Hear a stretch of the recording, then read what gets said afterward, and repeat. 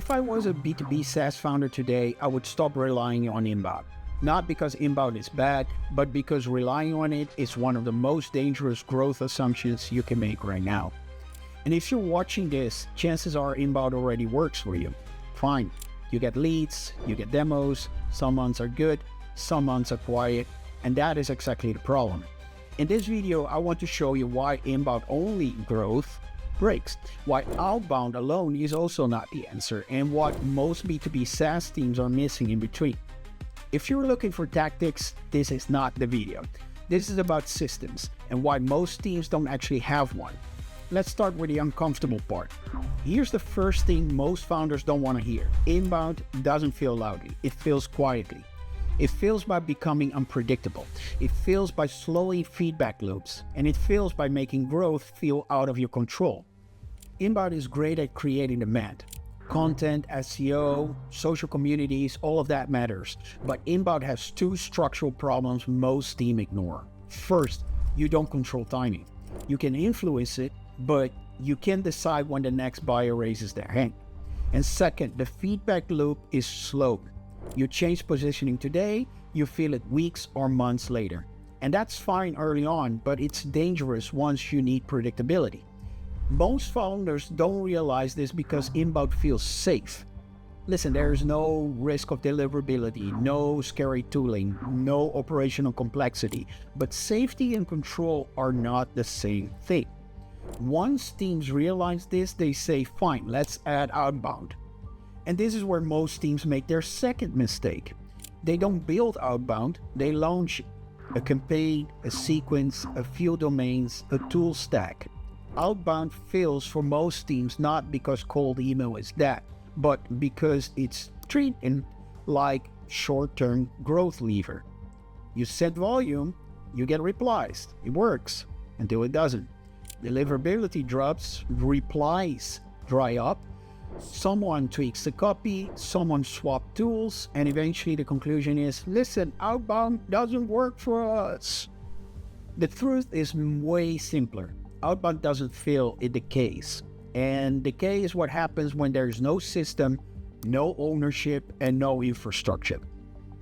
Inbound fails by being passive, and outbound fails by being fragile, which brings us to the real problem.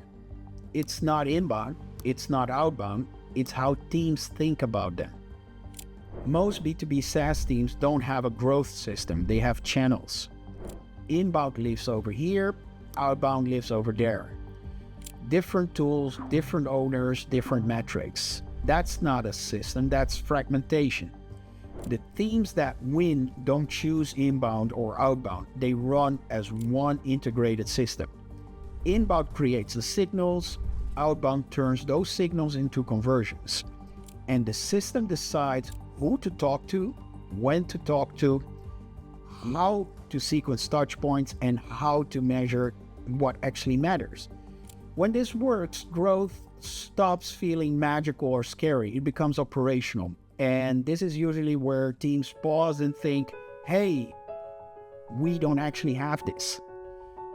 Now, let me show you the part everyone skips because it's freaking boring. Infrastructure, operations, ownership, not tools, not copy. The unsexy stuff that makes everything else work. Things like inbox health and inbox reputation as an asset. Signal routing between inbound and outbound. Sequencing logic that adapts but not blasts.